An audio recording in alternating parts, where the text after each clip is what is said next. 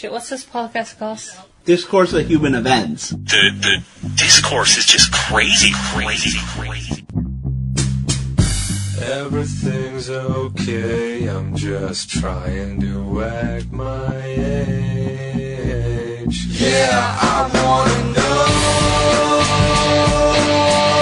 where the hell the days go. Yeah, I wanna know where the hell the days go. I wanna look and feel years younger, baby. I wanna look. 1, 2, 3, dildos!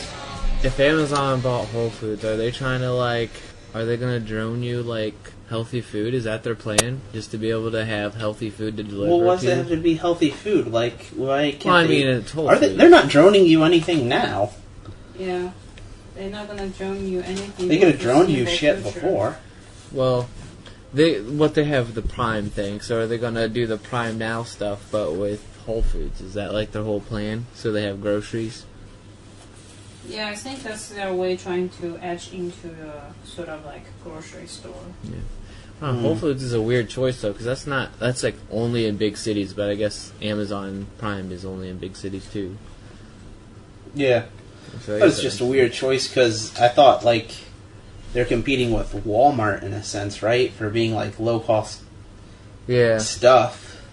But, Whole Foods is high-end. Are they going to tarnish the brand of Whole Foods by making it actually legitimate prices? Mm. 'Cause let's be honest, Whole Foods markup is outrageous. Oh, yeah, it's terrible. They could You definitely... never really shop there because it's always too damn expensive. Yeah, they could definitely lower their prices a little bit. Hey, IKEA finally opened up here in Columbus. Oh, really? Oh, nice. Yeah. Finally got You to go have there. some meatballs? I did. I wasn't really impressed by the meatballs. Really? That's one Yeah. thing I like about IKEA. All their food. Their food's just good. The food was... I thought the meatballs were good. The food was Did good. you get the... What's the little jam they have with them? Some sort of weird berry I never heard of. Lingonberry. Yeah, that kind of berry. What was it? Lingonberry sauce. That's what they serve with their meatballs. I don't know. It's basically cranberry. Most of, half of my meatballs were, burned. So they weren't really good at all. But all my other food Maybe was you just awesome. got a shitty IKEA. That could be very Well, valuable. you gotta think they're all new Yeah. workers, so that's probably part of the issue. Mm. But all the other food I had there was pretty fucking sweet. They had some baller cornbread, Mm. and then they had. I like salmon their salad. German chocolate cake. If you ever go in the morning, I don't know. We went there and Doesn't have to be morning. They sometimes just have it as a dessert. You can Yeah. order it. but it's good in the morning. You have coffee and German chocolate cake, and you get slowly fatter. But it's really good while you get fatter. Well, I'm not Yes, really a big yeah. fan of chocolate, though. Okay, if you're not a fan of chocolate because it's loaded with chocolate, Yeah. that's why it's It does amazing. not sound appetizing to me. They had plenty of stuff that looked really good. My only thing is when I want to eat Mhm. food, I'm hungry, IKEA's kind of out of the way to get food, it's not like a drive-thru or something. Yeah, same with Costco's food. It's always cheap, but they're really kind of far away. Yeah, it's always an Not inconvenient close to way to get food. Mhm. But they are pretty close to where I live, so that's a bonus. Now you need to buy a nice big house so you can actually have another reason to go there. Well, I've always liked IKEA just for, one, they have those bags, which I've bought before, just to transport board games. And two, all board those, gamers love I it know what you're because talking of about, shelves. actually. Okay. They're Yeah, we pretty got a sturdy. couple IKEA shit Mhm. that we bought. Yeah. I always Always got a good, bunch of IKEA stuff when you first moved in to your house. Yeah, It's well, pretty good a amount. napkin holder, but I Yeah, saw yeah. it lots and Napkin lots of holder. places. Yeah. Yeah, you know what napkin holder I'm talking about, right? You remember that at our house? Uh-huh. The stupid little one? Thing on it. I know what you're talking about. Yeah. That's a fancy I guess we do have quite a lot of random IKEA shit. It's not fancy, it's all cheap. It's all IKEA shit. But I it's... guess that my impression is pretty cheap. IKEA is supposed to be, like, fancy but cheap. You know what I mean? Yeah, it's like a slight step up from Walmart, but way more options.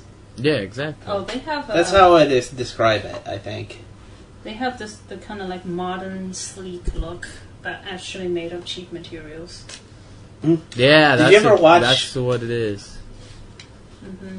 Did you ever watch on YouTube, like, the IKEA commercial? There's like this... I know what you're talking about. I think I did. With the lamp? Yeah, I think I did watch that. Yeah, they have like the little lamp where someone buys the new upgraded version and they take their old lamp and they set it in the trash and it has like this sad music. Face. Yeah, as the lamp is like looking on the new lamp in the house and it's the old outdated lamp. Kind of like, it reminds me of Pixar, how they, give emotions into everything. And it's just very emotional, like they tossed it out. Aww. And then I think it's maybe the CEO of IKEA was like, "You are feeling sad for the lamp. You are crazy. And there is better lamp. We are always improving our lamps." Like, we're just emotionally manipulating you. But really, that product's better. We're always improving our products. Yeah. That's funny. I'll have to watch that again. I don't know, it was a cool store. It definitely did have cheap prices for, if you compare it to, like an upscale furniture store, and it looked like upscale. You know what I wonder is how they keep all the homeless from just like... Sleeping in there? Yeah. Yeah. If I were homeless, I'd live in there like as much as humanly possible. I'm pretty sure if you start to stink, then they're... What are they going to do? "Excuse me, sir, you smell. Can you please leave the store?" You could be loitering.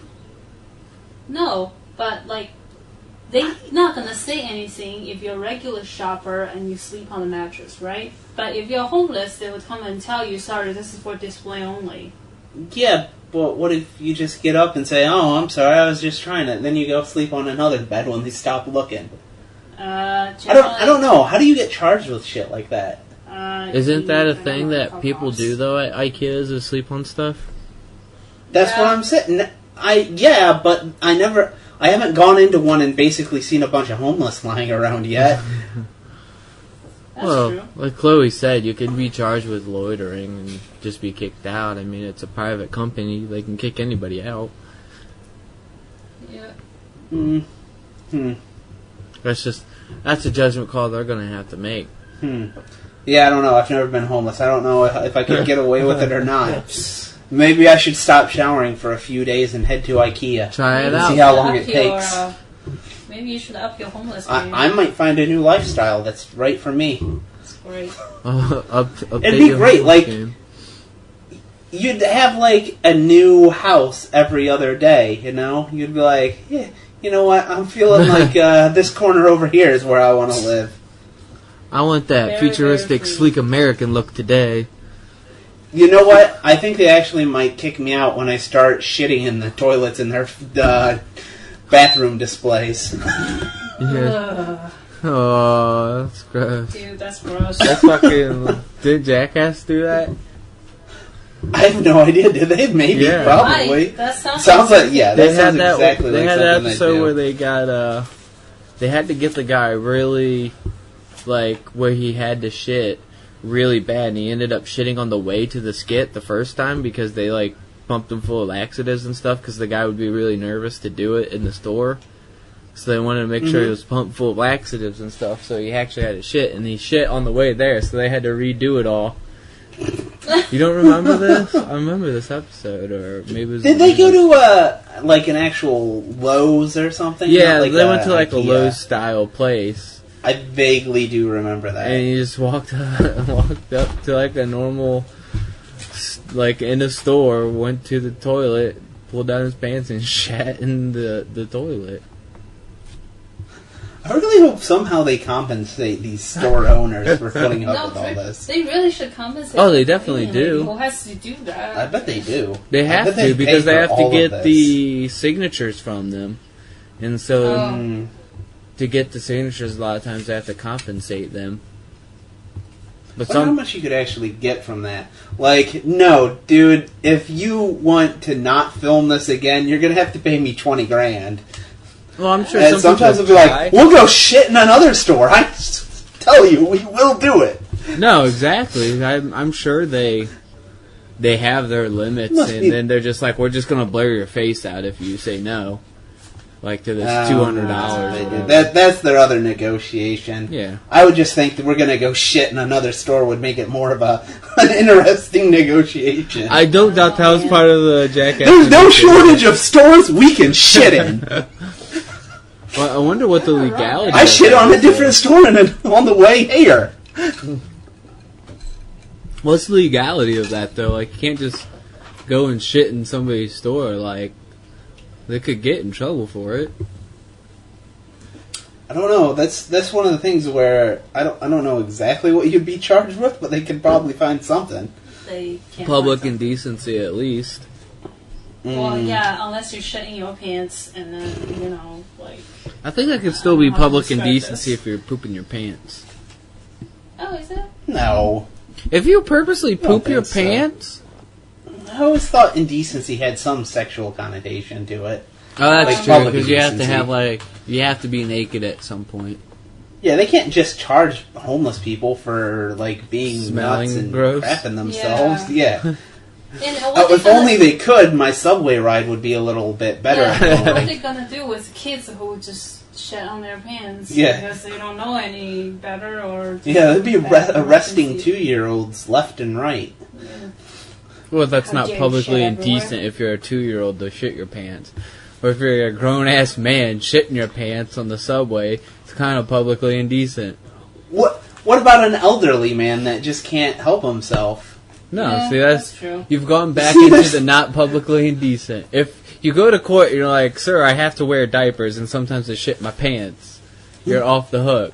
But if you go in, you're like, yeah, I'm a 30-year-old that has no problem, and I know how to control my bowels, and I just felt like shitting my pants because I thought it would be funny. Wait, you know what? Even if there is, like, there must be a sexual connotation to it, it could be, charged with public indecency if he goes to court and is like, I did it because I'm kind of into it. Yeah. Yeah, what about the 2 girls, 1 cup people?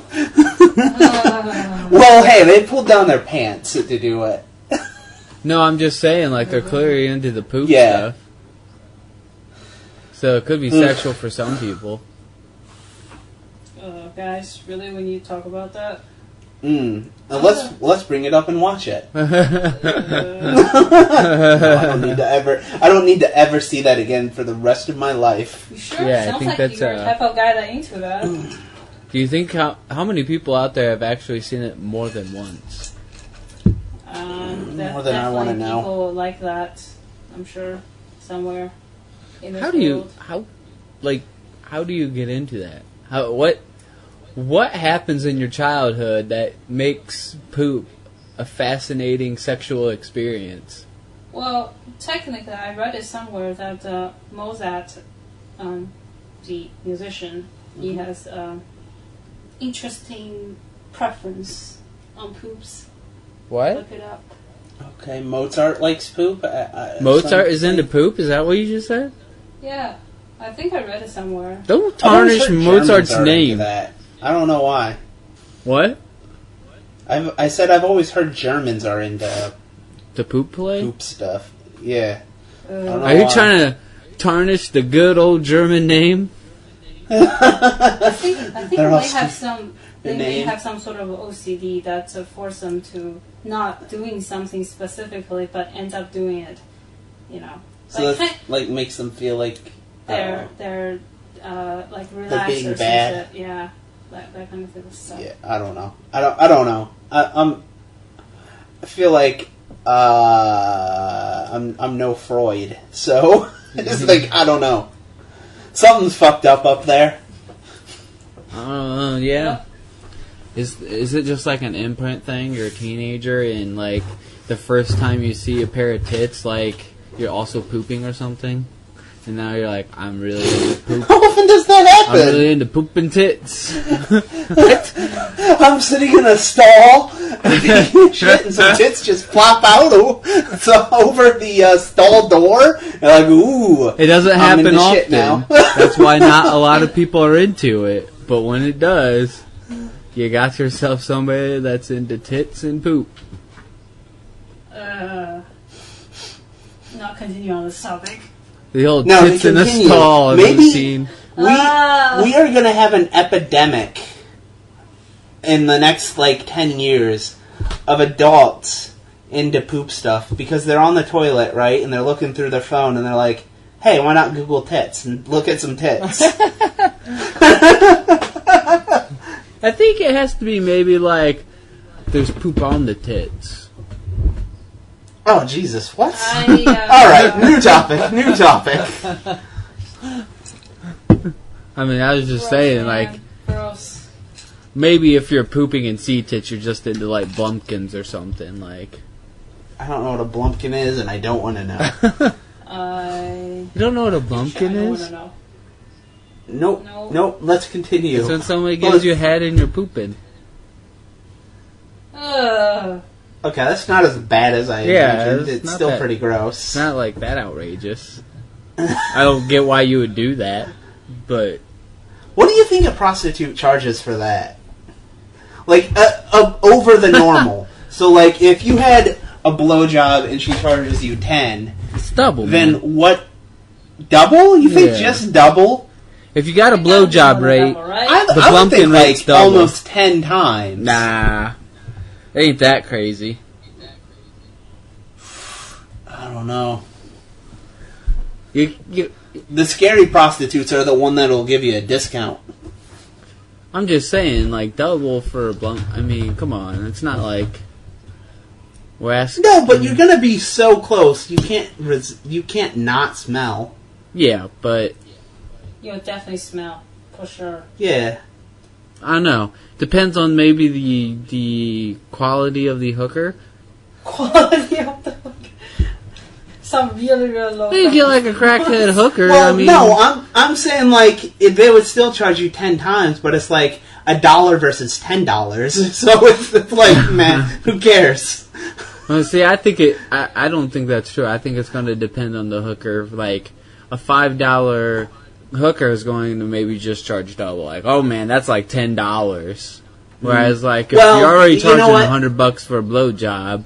I think you're right, but only because at that low of a scale, they're probably on some very serious drugs and will do it for almost anything. That's what I'm almost saying. anything for almost anything.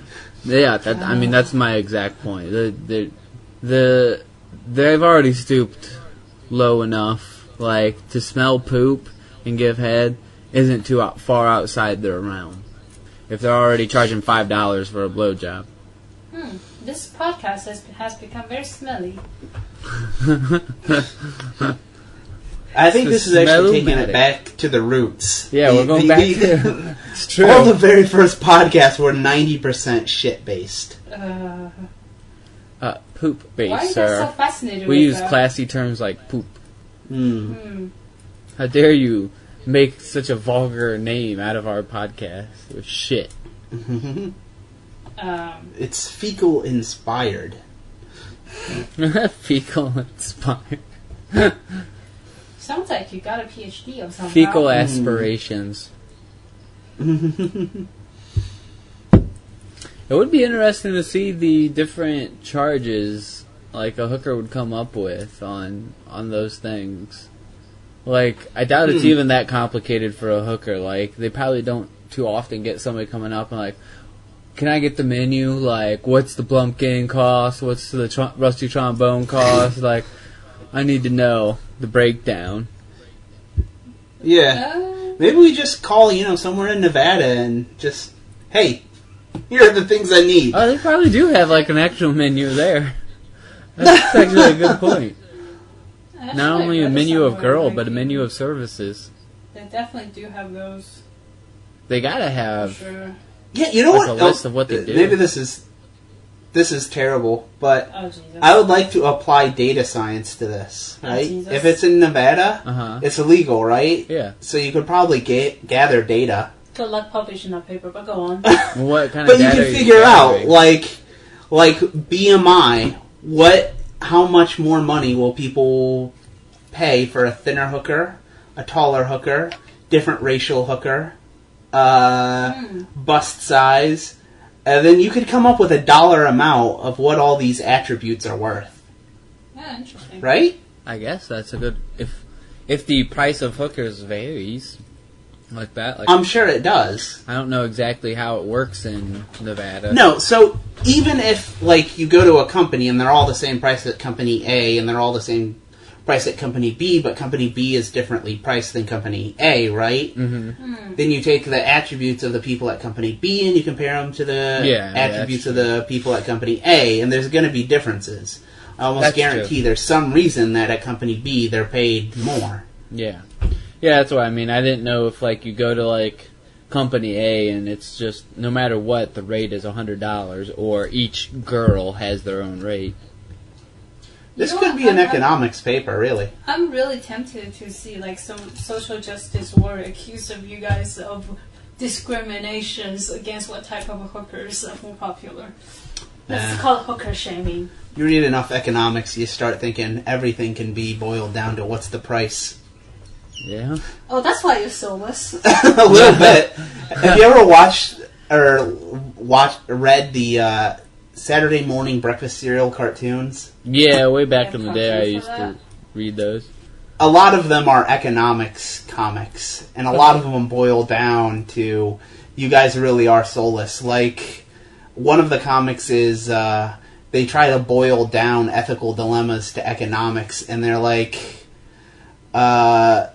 some ethical question depends on what the grain prices are on that particular day. Is what they whether it's ethical to do something or not. That's hilarious. I think, that actually, in some sense, to economists would make sense. Yeah. Because at heart, they're all utilitarians. At some point it comes down to the market at the time. Yeah. I believe so. I have a utilitarian sit right next to me now. Mm.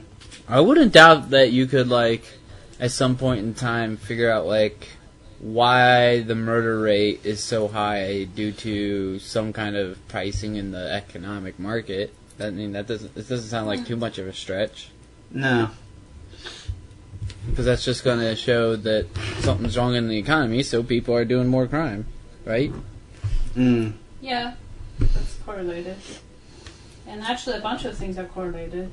But as some people say, like correlation doesn't mean causation. Correlation. That's what econometrics is for. What's that? It's basically just advanced statistics, but economists do to try to tease out variables. So you try to find like something that's very similar, but different in just one attribute, and you just extract that out, and you try to find it across all attributes, essentially.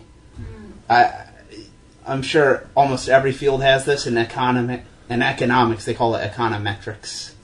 So, but economists do a lot of correlation. Like, that's the only way they do their studies, right?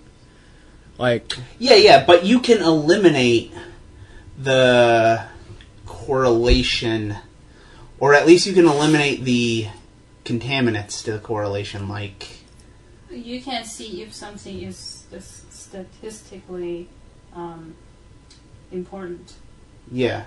significant. Significant.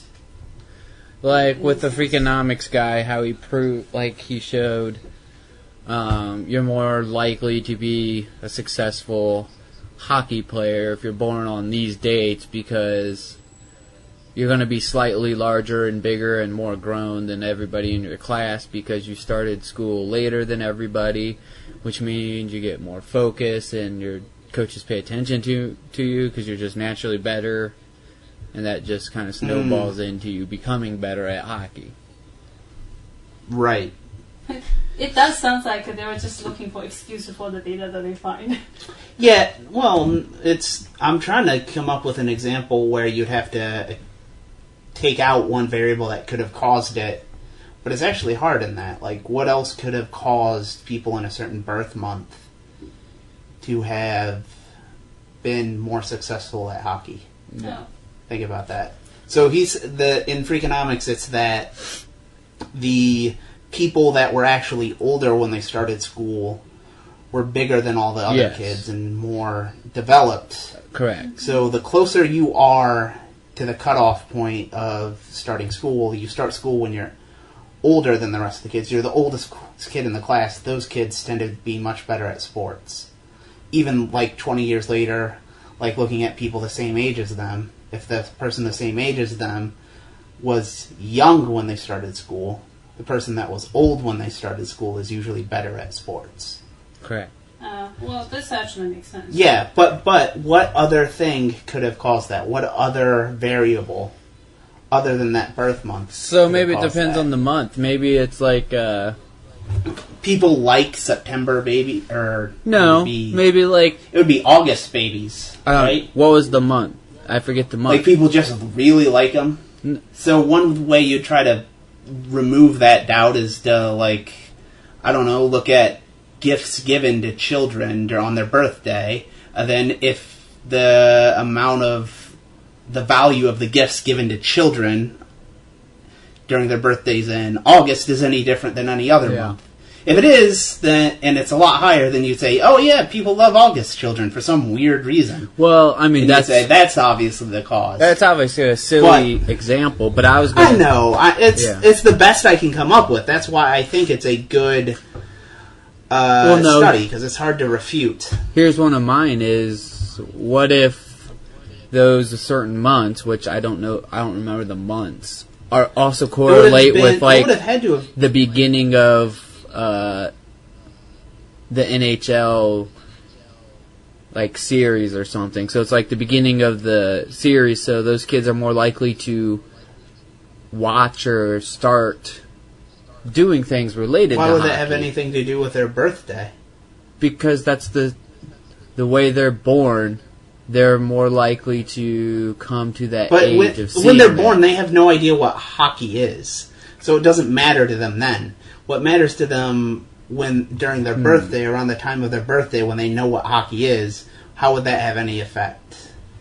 Yeah, you're right. I was trying to think of, like, if, say, it was, they're born in September 2017, 3 years or 4 years when they could understand hockey, and that month would be, like, the beginning of the series. So their birthday is correlated to... Okay.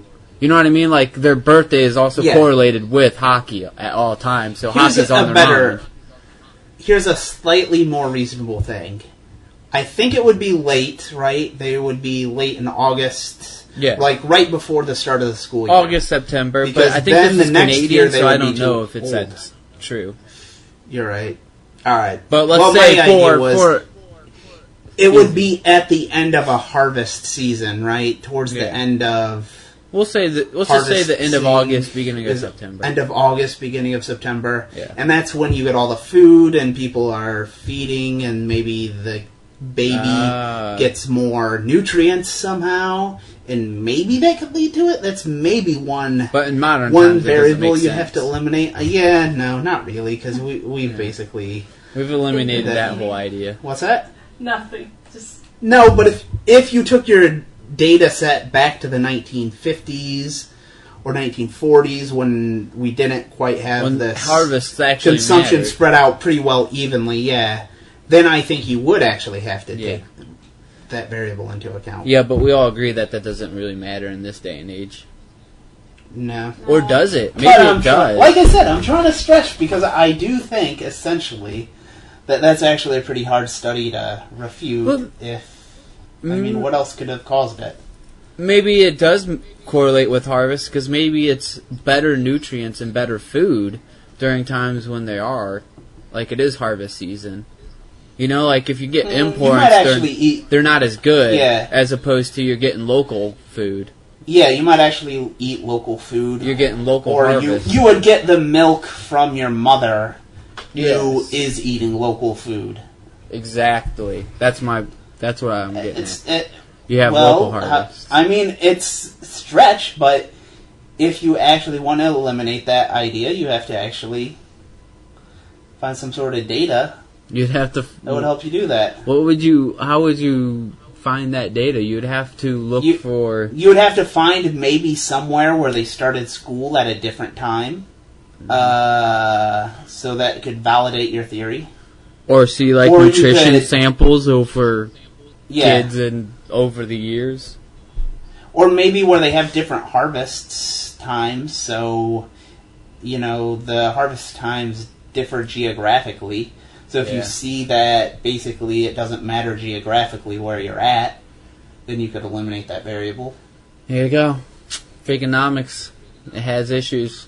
We solved it right here. Oh, it always does. I mean, even if you thought of a million different things to isolate, like the examples we just came up, which were stretches, but even there are things that you didn't think of to eliminate, and Yeah. there's an infinite number of things you would not have thought to consider, right? But that's why it's So correlation is and that's why science is always like closer to the truth, but you can never be 100% sure. Yeah, because you can't. You can only be a little more certain than when you did not eliminate the variable. Yeah, essentially. exactly. And constantly evolving your answers with figuring out all the other variables you haven't thought of before, or eliminating all the other variables. Mm. Do you think in science we'll come up with... Ow. I just bumped the table. They will come up with owl. Do you think they'll come up with owl, though? For real? Like, will they? Oh, I only if we have another Einstein-level genius. They will come... But here's my thing. Do you think they will realize there's some kind of... what we consider now to be like a supernatural power is actually prevalent in humans, but with all the technologies and everything we have, it's kind of eliminated our, like, how do I say this? what? Like, Dude, the are you hive on mind? weed? How much weed have you smoked? No, like, I really think there's something about...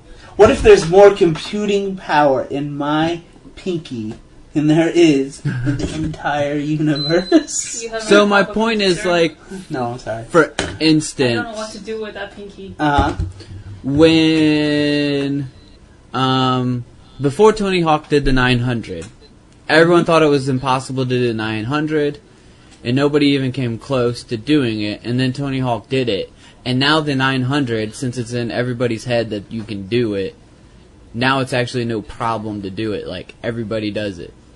But there's been examples of things like that happening without people even seeing it happen. Like, things people thought were impossible. Somebody did it in Russia, and then all of a sudden people in the United States were doing it.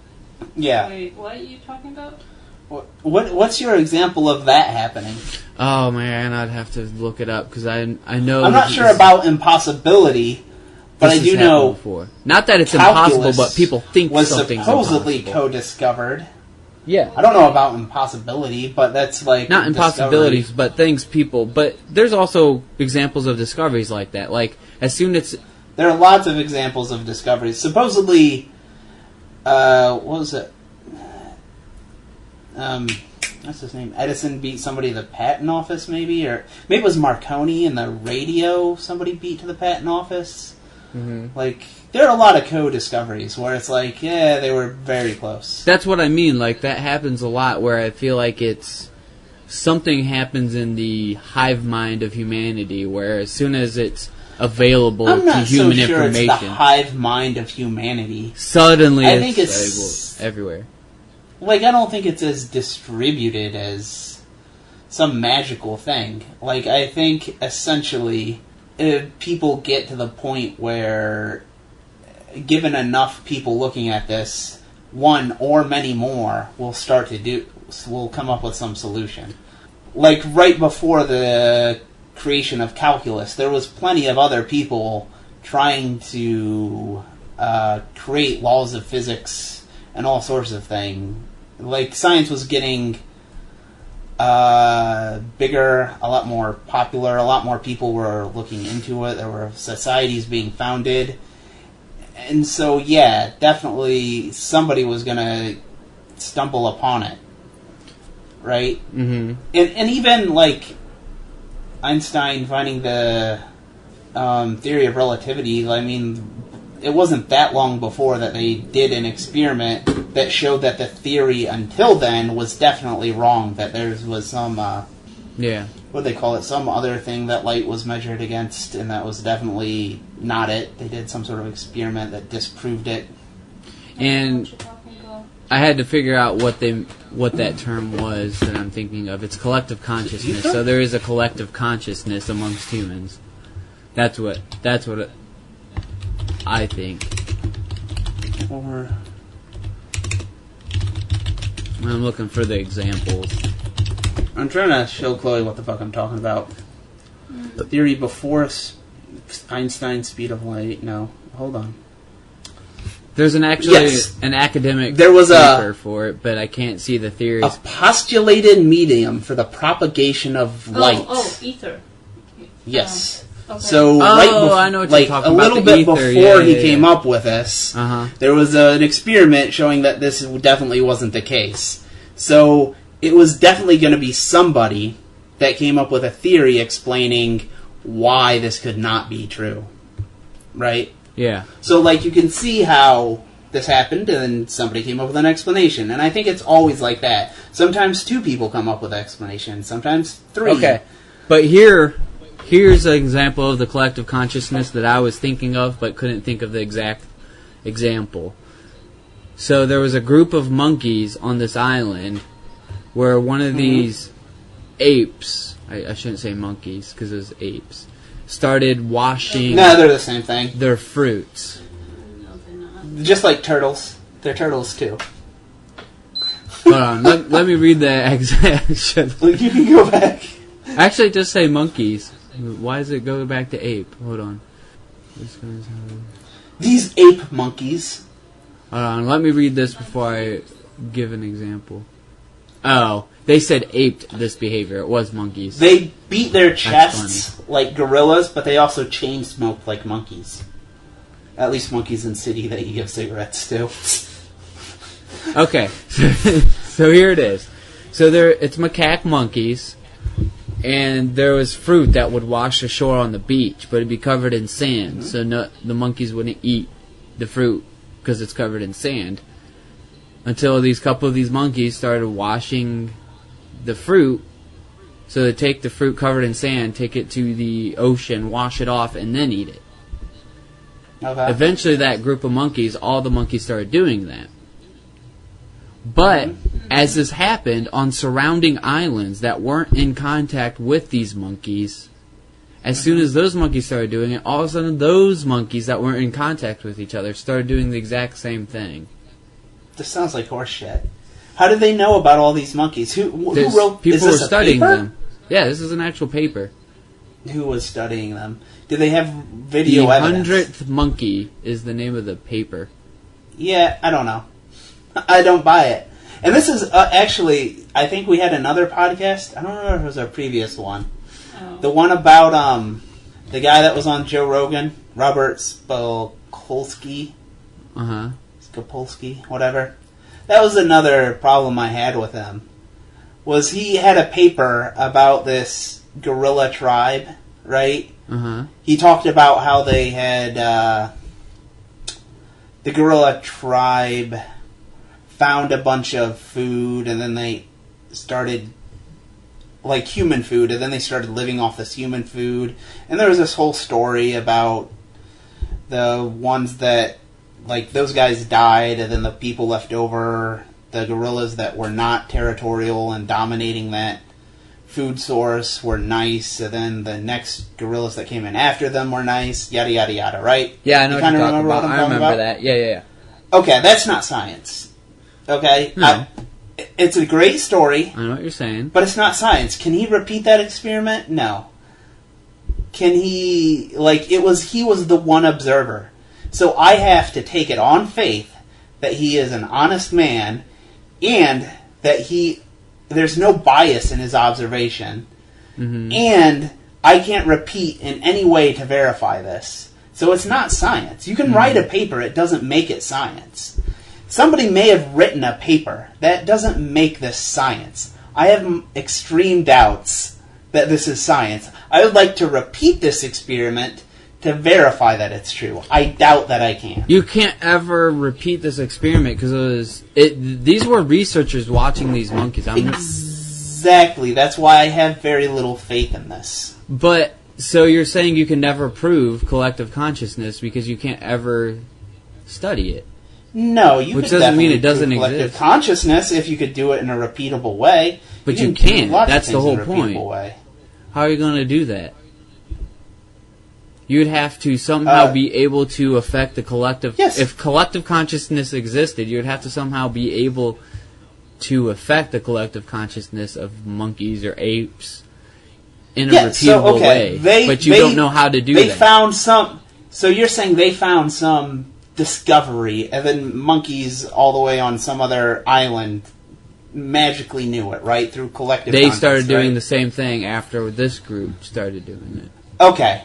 So monkeys can learn things humans teach them, right? Monkeys have been taught to use coinage, right? There have been lots of experiments with apes I know and what monkeys. you're saying, yes. Okay, so you take one group of monkeys on an island and you teach them one thing, and then you take another group on another island and you don't teach them that, but you give them the tools that if they did learn it, they could do that. But if you can get that experiment But the problem is that replicated- how collective consciousness works? These weren't them being taught so something. all This you have to was do is them go, learning oh, it doesn't work like that. I'm just saying. I don't know. You could always just, like... I'm that saying out there's like reasons that we don't Oh, know there's why it doesn't work. reasons you can't repeat the experiment. Exactly, that's my point. Yeah, no, it just sounds like horse shit. It's just like, did you ever watch James Randi on the on some TV show? Some guy was moving this pencil with his mind. No, I know what right? you're talking about. Yeah. And he was like, I have a theory that it looks like you're moving it with your mind, but what's really subtle is you're just breathing. You're breathing, yes. Yeah. I know what you're in talking a about. directed way. So he put in these packing peanuts, Mm-hmm. right? And he says, okay, now if you can do it with packing peanuts here, and you can make that pencil move with your mind, then I'll believe you. I'll give you $1 million, in fact. The guy didn't do it. He said, the packing peanuts are interfering with my telepathic ability to move the pencil. It seems like the researchers are being like, no, man, that's not how it works. Me teaching them isn't the same as like self-discovery, man. It's like, here's no, the that's thing. just I bullshit. feel like It's this 'cause you could be can't repeat it. repeated, but If they did, I would buy it, but I doubt they will. The problem is, people like that have your point of view won't do the study because it's like, why are we going to study that? That's BS. Oh, So- they waste money on lots of dumb studies. But they don't. That's the point. They don't. Yeah, do they that. have. They wasted tons in the 70s on like. In the 70s. It's not the 70s anymore. So But they still wasted the it. whole point and is it's to still repeat the basically- studies, though. So if you never Basically, repeat them, every it's useless. experiment came out like, no, this parapsychology, it's not real. This is all Okay, but they a did That's it why once. we don't so what's spend the money use? on it before, because we constantly tried repeating it and wasted a bunch of money. But we didn't repeat it. That's my point. Is they'll do these studies once and then be like, it doesn't work. But what's the point of doing it once? That's not science. Oh. If you get No, a negative I'm saying result they- after one, they won't let. No. they won't do I'm it saying again. they did repeat. It's just after how many repetitions do you stop? That's a good After question. 50? I don't know. What's After 100? That's a good I question. don't know. What but makes if you it science? think it's a really high number, I want you to come to my casino. Okay? What's the You number? think you want to really repeat? I'm just saying, if you want to say it's not science, you have to have a certain number of. Yeah, you can repeats. answer this somewhat statistically. Like, we can say with 98% confidence that this is definitely not actually true. That's the whole point of statistics, is to come up with those numbers.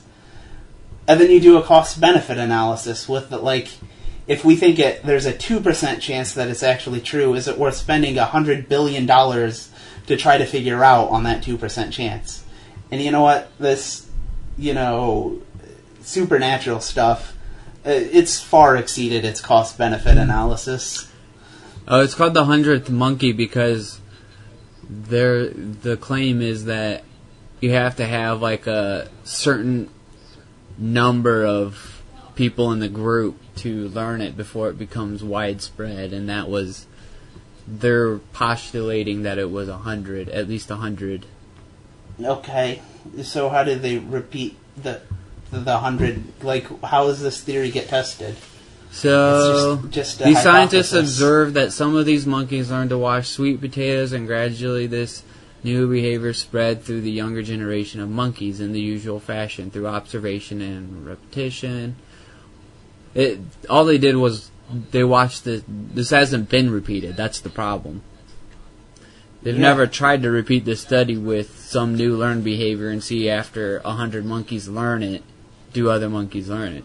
Yeah, and my guess is neither of these were controlled at all.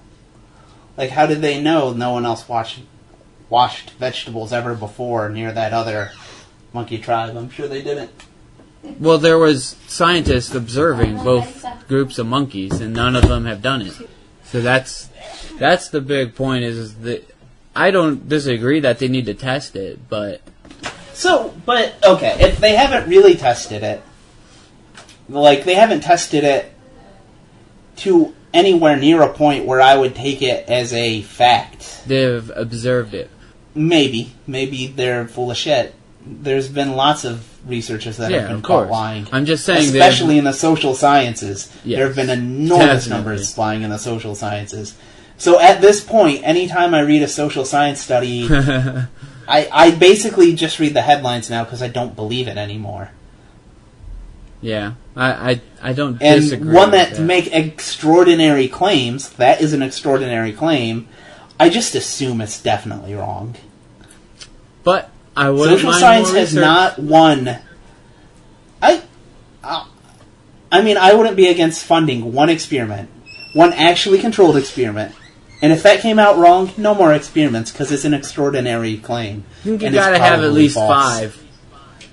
Excuse me? I think 5's the number. After 5 negatives and repetitions. No. You think that, and I understand, like, to actually know if that's true, right? But the problem is, you're not looking at it a cost-benefit analysis. Those 4 extra experiments, you could do 4 of those experiments, and I would say after the first one, actually before the first one, we know it's probably false. After the first one, we know it's almost certainly false. Okay, let's go 3 then. So those 4 experiments could be used to further validate that, or those 4 experiments could be used on things we might think might actually be true, that are more likely to be true. Well, I think you at least need 2, no matter what, because you need, okay, we got a negative, let's do it again, okay, we got a negative again, let's never do it again. Not for extraordinary claims. I think even more so for extraordinary claims you need 2, so you know for sure you don't have to ever return to it again. Really? Yep. I say some people, if they think really, really hard, but they have to be trained, and it costs $1 million to train them, but if they can fly with their own mind through self-teleportation. You would give me $2 million to try this twice? Yeah, get really? 2.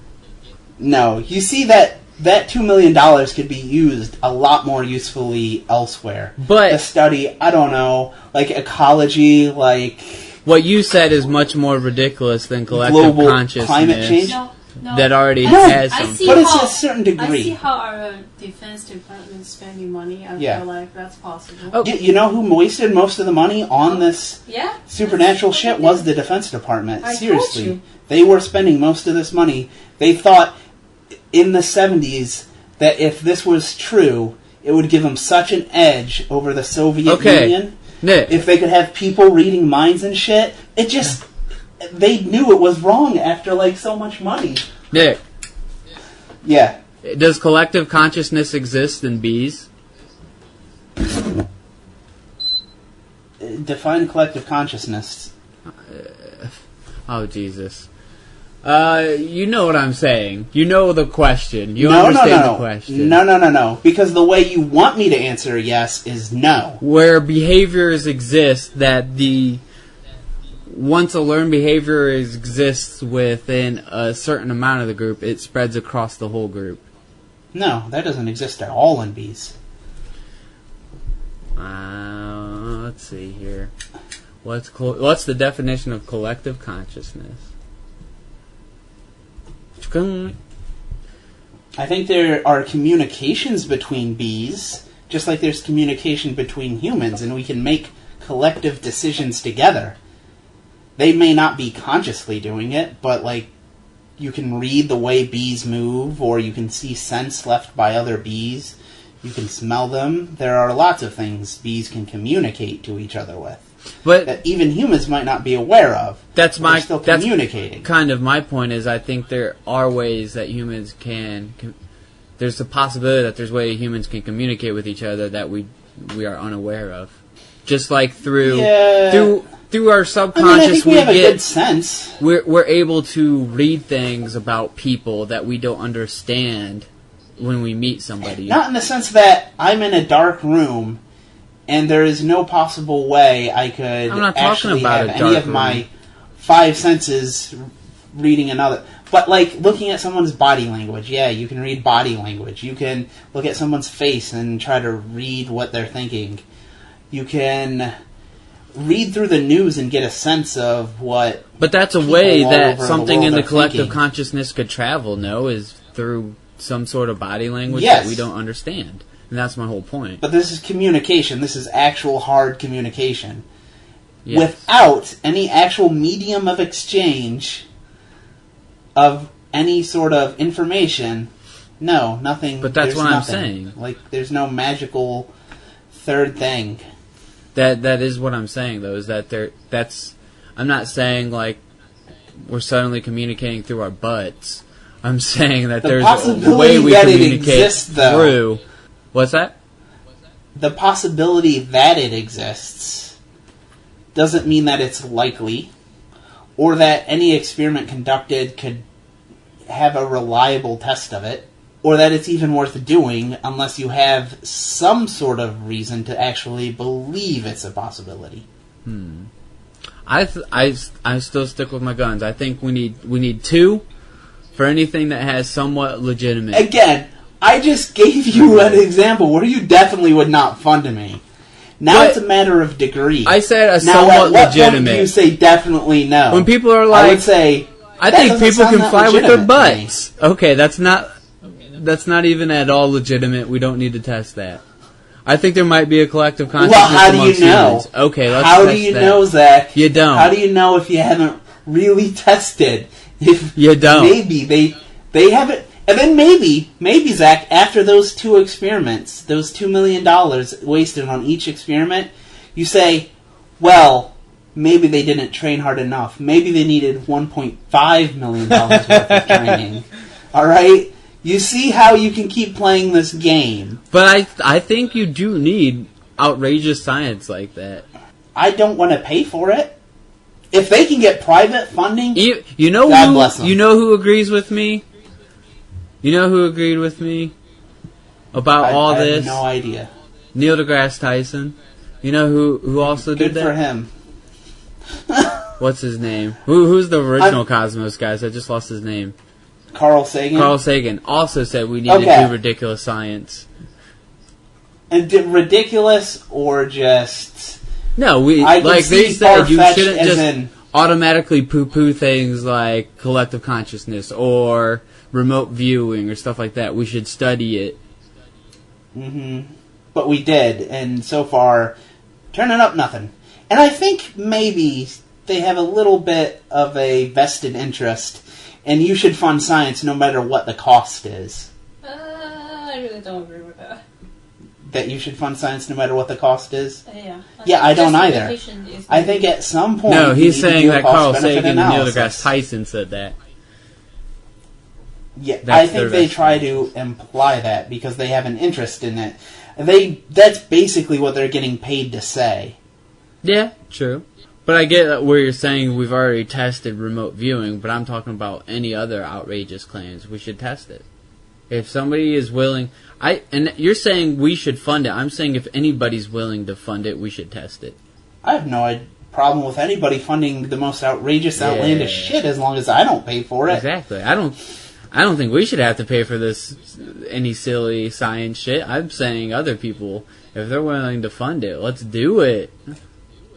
Exactly. If my tax dollars are going for this, I want to see a pretty good likelihood of a direct benefit, and I want it to be probably fairly likely to actually work. See, that's an issue, though. You can't do that.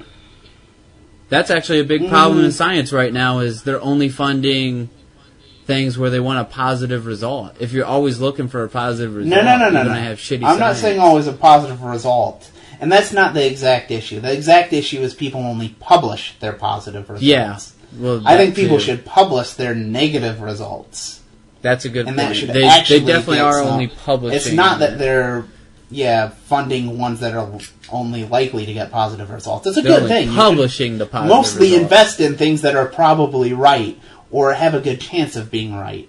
But if you only publish it when you are right and don't publish it when you're wrong, then people are going to repeat the ones that are wrong. Yeah, it kind of makes the whole thing useless. A certain bias, a systemic bias, for those correct results that are only correct because sheer chance. That's such a huge issue, though, that people are only publishing positive results. Yeah. Mm-hmm. Well... kind of ruins the whole point. Did you ever read that Overcoming Bias? So, do you remember where it was against my views, so I didn't read it. Oh, okay. Well, he's an actual... yeah, that was a joke. Because the book's Overcoming Bias. Come on, man. I know. I gotcha. But, what was I going to say? Oh, yeah. Religion isn't about religion. Politics isn't about politics. Da-da-da-da-da. He would say science isn't really about science. He would say a lot of it really is in some sense the same as religion, and it's about associating with high-status people and doing high-status things. Even writing mathematical papers is a lot about you showing, I can do this math. It's not about actually proving anything. Oh, definitely. It's about being able to show people you can do this. Don't you remember? That's he thinks that's 90% of science. Not like that's 10% and science is the other 90%. It's the other way around. The actual science is done is just a fringe benefit of the social aspect. Yeah, you could say about a lot of things in life.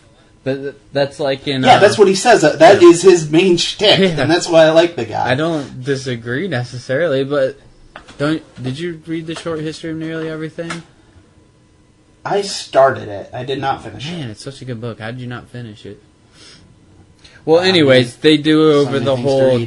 Do you know about the dinosaur wars? Dinosaur? No. There's basically two main scientists that are responsible for 90% of the dinosaur bone discoveries. I forget the period of time. But they're basically racing with each other to see who could discover the most bones. And it became this big problem because afterwards they realized, a lot of them had discovered the same shit over and over and were just renaming stuff. So they had to, resort this all out after they had died. They have to go through all their work again and resort it. Because they're... I thought maybe one of them found a cow's head skull and maybe I fucked this up a little bit. I'll put it on there. That's what it looked like a dinosaur, kinda. What was it, Bronchiosaurus or something like that? Remember that dinosaur? Yes. That's why it doesn't exist anymore, because turns out it was just a different dinosaur we had already named. And it was just two parts of a different dinosaur. It's very different. But it's an interesting thing that they were just fighting over these discovering bones. There's basically these two scientists. That happens in some extent to today, the species we have right now. Environmentalists want to define species as narrowly as possible. Yeah. so that they can essentially say something is endangered. So if you say, so if the proportion of, let's say, foxes with a certainly colored tail are like 1% of this population of foxes, right? If you say that's a different species, then you can say they're endangered because there's such a small number of them. I don't understand the whole endangered species. Like, I get we like pandas, but pandas are kind of fucking dumb. Like, maybe we shouldn't help protect them. I think, they've kind of failed at evolution. Yeah. That's true. People think, like, we're somehow outside of it, but their failure to adapt to us is them losing the game. It's true, though. That's true. It's very true. I don't know. But they have other advantage as a species called being cute. That's true.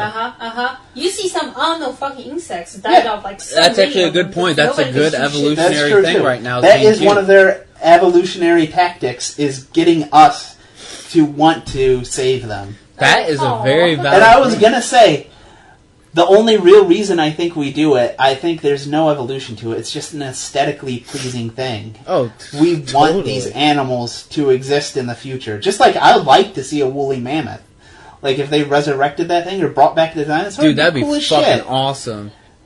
Even though they are completely lost evolution. They should not exist, okay? They lost the game of evolution. They definitely shouldn't, cool. But I want to see it. I want to see a T-Rex. I want to see fucking dinosaurs, man. If you can bring them back, bring them back. So I don't think it's really a rational thing. It's just kind of what do you want to have in the world, a moral... They try to argue it is. Value thing. Yeah, I don't know. No, it's not. It's just, if you want to spend your life trying to save arbitrary animals... You don't see a lot of campaigns for, like, save the so-and-so beetle or something, It's always some cute animal. Like a fox or a panda. I want to save some parasitic worm. They're trying to eliminate these things from kids, like, in Africa, getting these parasitic worms. We should do it. Let's make a campaign. I want to save the parasitic worm. They're endangered. Those kids in Africa. Ebola. Save the Ebola. It's endangered. Save AIDS. Seriously, no one's gonna save those things. AIDS is an animal, too. They're not just not cute, they're freaking parasites. Exactly. But really, though, AIDS but is I an bet animal, some too. are endangered. What is? AIDS? AIDS is an animal, too. They're not an animal, it's a virus. Which falls in the... Somewhat. Is that like what is that, a phylum? No. Kingdom? That's probably a above kingdom. That, no. Kingdom's the highest you're already in animals. Huh? Yeah, among things with DNA. AIDS is an RNA virus. It doesn't even have... It's just like... It's alive, though, isn't it? Sub-cell. That's still... Do they consider that It depends on your definition of alive. That's all your own definition of living. A cell does not exist. There is no animal cell, there is no plant cell in a AIDS. In AIDS. I believe... an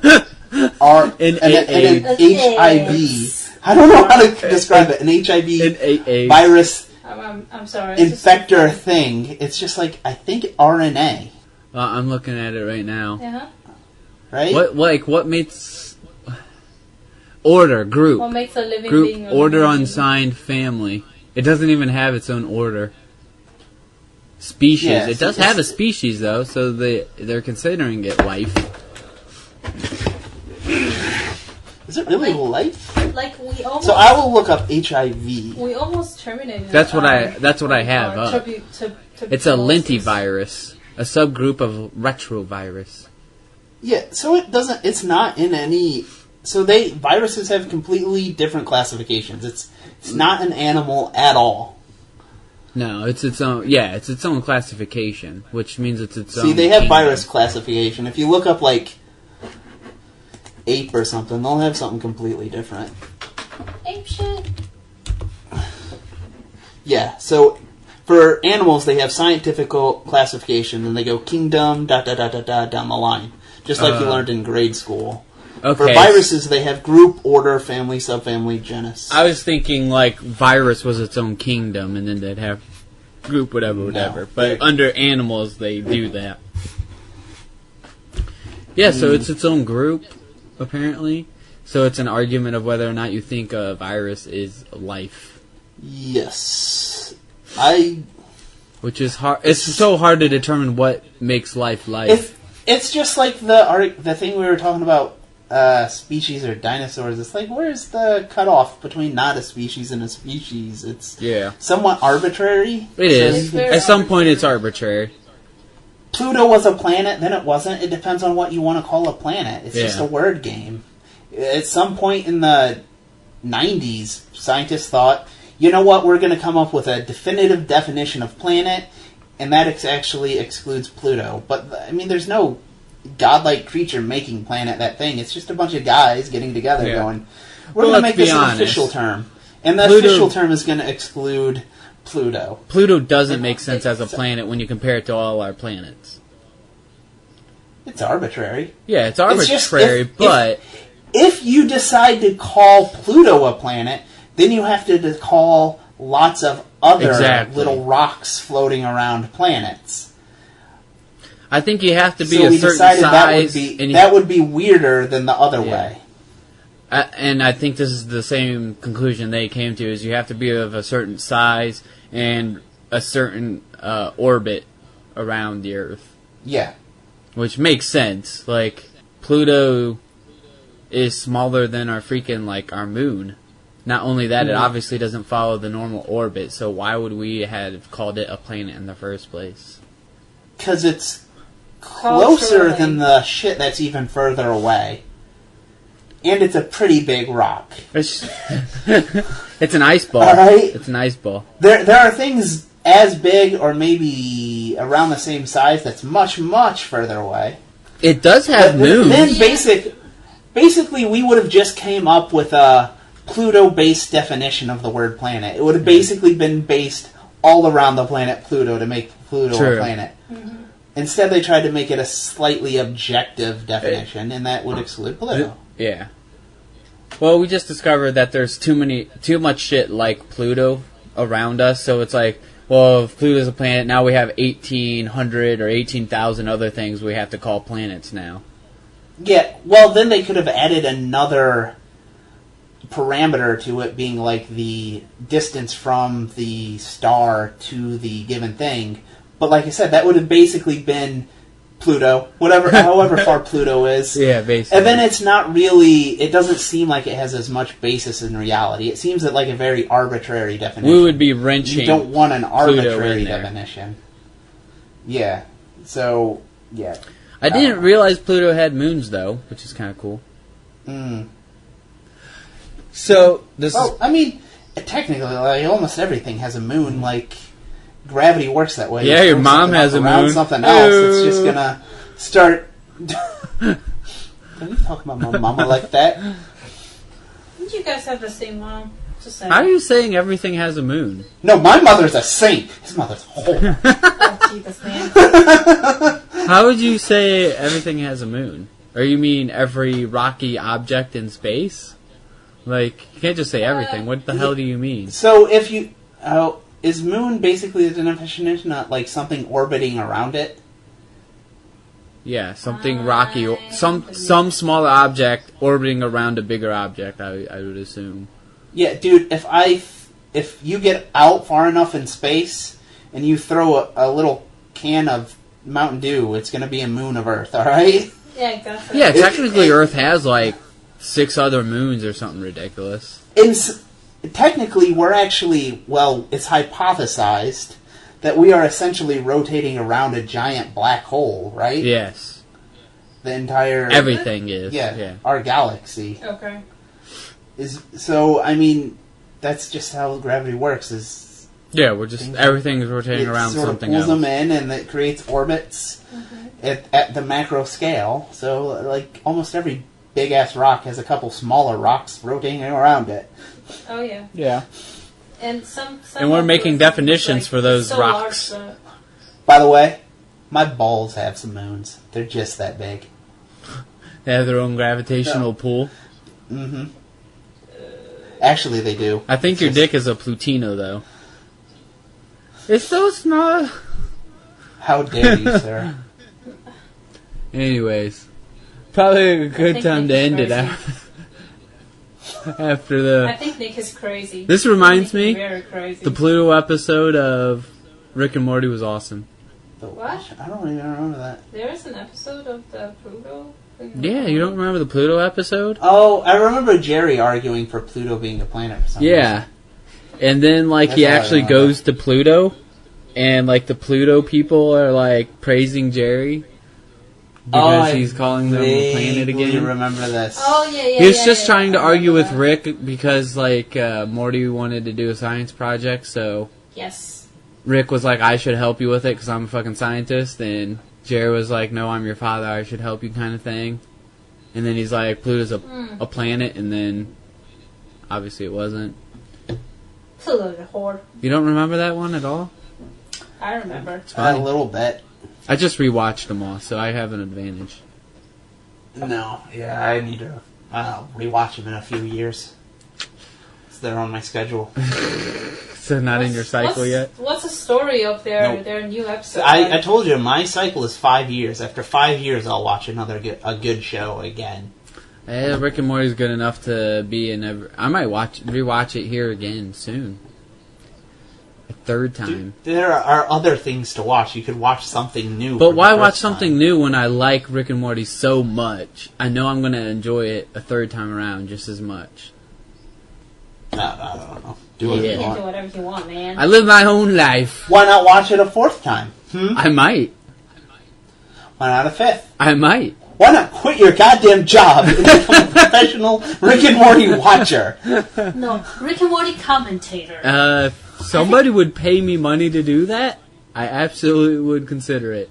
Like, if I got paid money to just watch Rick and Morty all day, I would think about it. He'd be like the Groundhog Day of Rick and Morty. Like, when he's calling everyone's sentences. Call them. Sounds like a very sad life. It does. It does. Well, very happy life. Depends on how you argue it. But Rick and Morty's just so good! On what watch do you think you would get tired of a show? Like, how many... Like, Rick and It Morty's... depends on how good it is. Rick and Morty's only 2 seasons. It's a great show, but it's only 2 seasons. So, like, well, on your 10th watch, maybe? 10th watch. Actually, 5, I think maybe... I could probably go. I'm going with the number 30. 30? Yes. And here's why. No, wait, it has to be how close are these watches together, though? Oh, we're talking like, you watch Rick and Morty 8 hours a day, like a normal job. 30? Are you kidding me? Yeah. Wait, some complexity. Here's why. I think if you're you're going to have to watch 30 or whatever episodes of Rick and Morty. You're going to go into it like, I better actually do something with this, so I'm going to take notes on every freaking episode. Why would you take notes? You're going to watch it 30 times. Because you're going to get it the 10th time if you missed it the first 9. You're going to want to take notes so you can, like, notice all the subtle jokes. And I mean, like, you could have a frame-by-frame breakdown after a while. I mean, if you're going to watch it 30 times, you might as well do something while you're watching it 30 times. Instead of just, like, watching the same thing over and over. You know what I mean? Because then you're watching it with detail. You're looking at different parts of it each time. Does that make sense? Yeah. If you're going to watch something 30 times, you might as well take notes and try to actually analyze the show. I don't know. I think after 10, I would start coming up with, like, Pizzagates type conspiracy theories about what they're really talking about. Yeah, exactly. No, what this really means is that they're going to totally kidnap this guy. Dude. And they totally were behind 9/11. Did I tell you about the Rick and Morty theory? The one that makes the most sense? Ones that I actually think the writers are using? And it's all just a pizza... Is it Pizzagate? No. Are they on Pizzagate? It's not fucking stupid. Child rape? No, it actually... It's all a communication to Hillary Clinton? Oh my god, it all makes so much sense. It's all about the Szechuan sauce. No, it's, man, peace. So the theory is, Rick knows that we exist as an audience. He knows his creator, Dan Harmon, and, what's the other guy's name? Dan Harmon and Justin Roiland. He knows that they exist, and he knows that being that he has creators and he has an audience, he also has a destroyer. And so, since he has been created, he can be destroyed. And the only way to not be destroyed, since he is a show, is to be entertaining and to continue being entertaining. And this is why he breaks the fourth wall, because he knows he's being watched. Does he break the fourth wall? I don't even remember. He talks to the audience all the time. No, he doesn't. Yeah, he does. He turns in like waves and they're like, "Bye, guys. See you next season or show or whatever." All the time. Oh, okay, you're right. He does. He breaks the fourth wall all the time. Generally, don't consider that. No, I think it's just. And there's like what? I think this is nerds taking everything. No. There's actual like things in the show that actually make sense with this.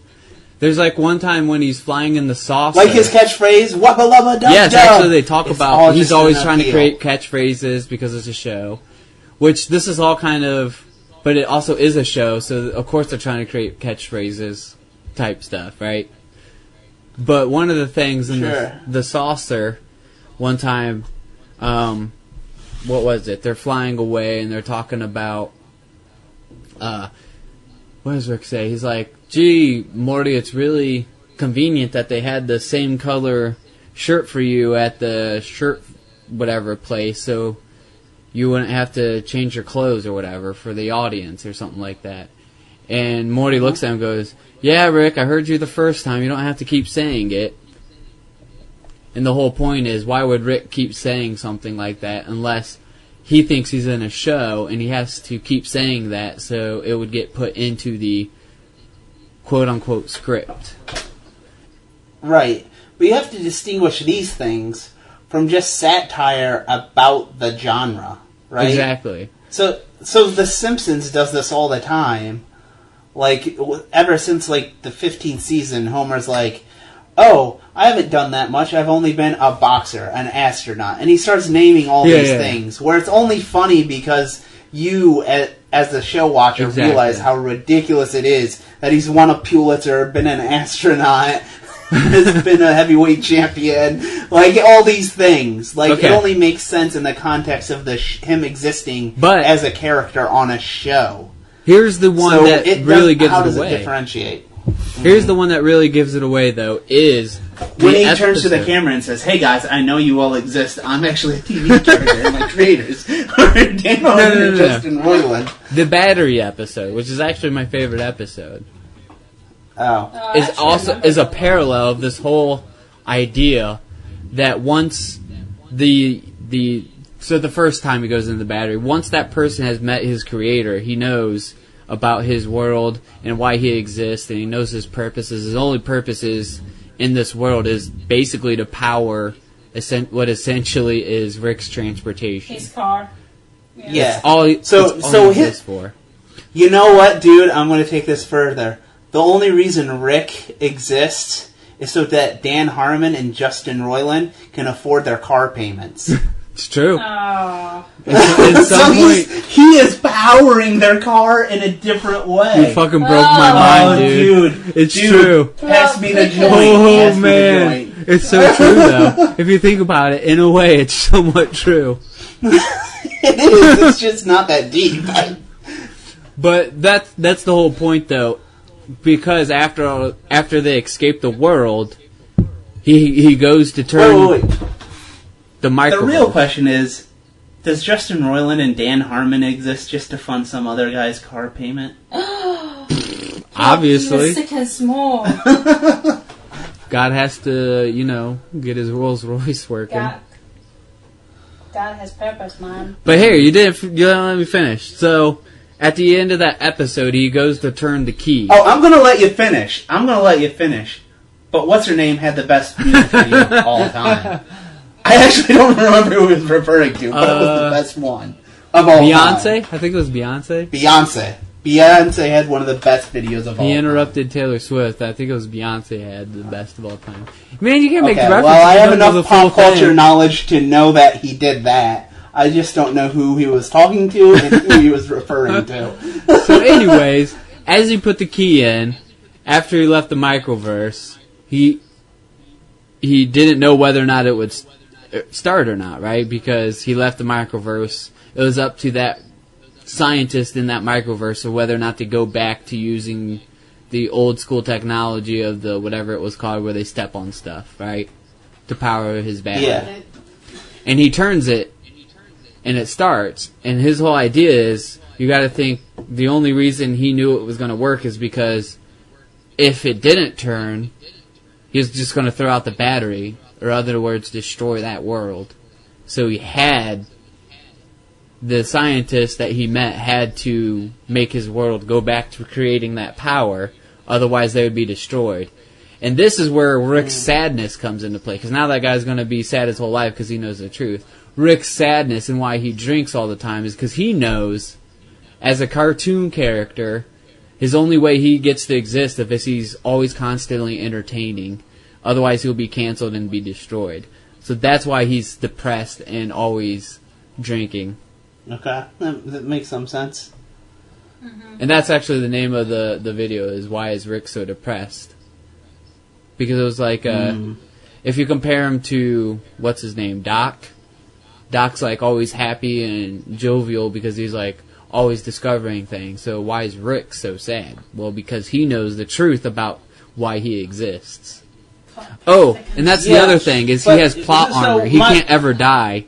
So that's why he always takes Morty with him, because he knows they can't ever die because they have plot armor. So they'll never die on the adventure, and it makes it more entertaining with Morty there. Okay, I guess the never die is a bit different than what I was going to ask. But, like, how's that different than real life anyhow?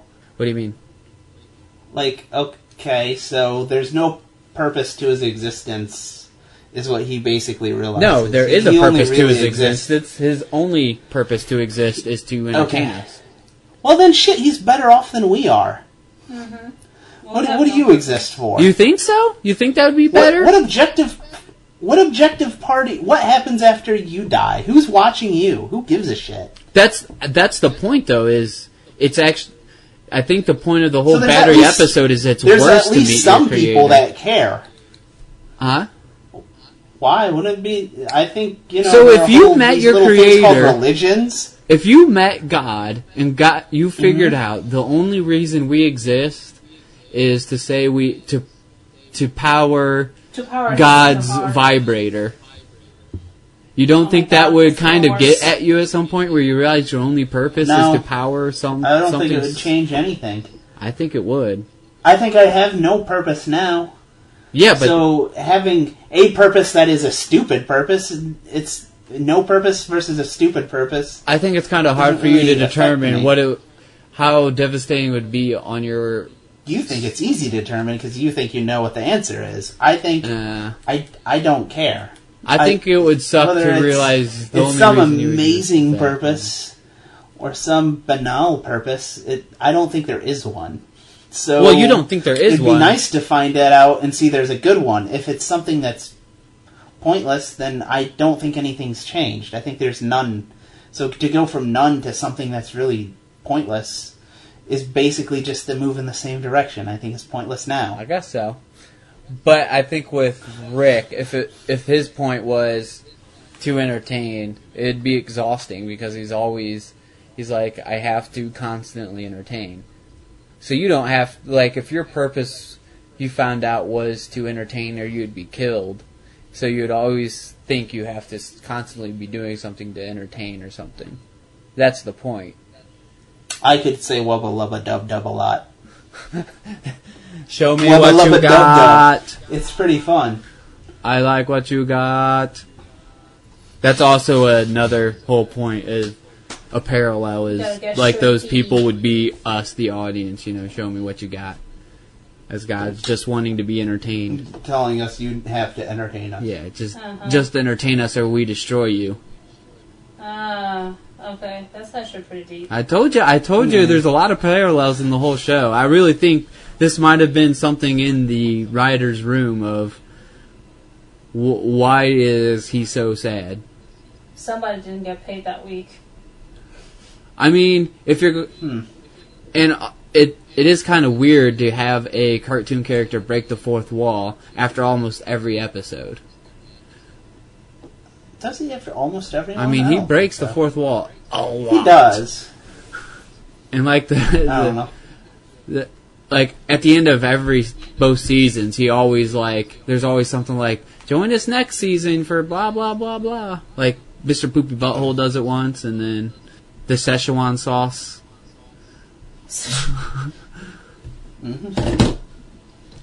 I mean, he talks about seasons and episodes and stuff like that all the time too. Yeah. That's my story, and I'm sticking to it. I'll send you that link. You got to watch that video. It's a good video. I think I got the gist of it from you. Yeah. I mean, you pretty much did get the whole thing. All right, I gotta go to bed. All right. All right. Later. Later.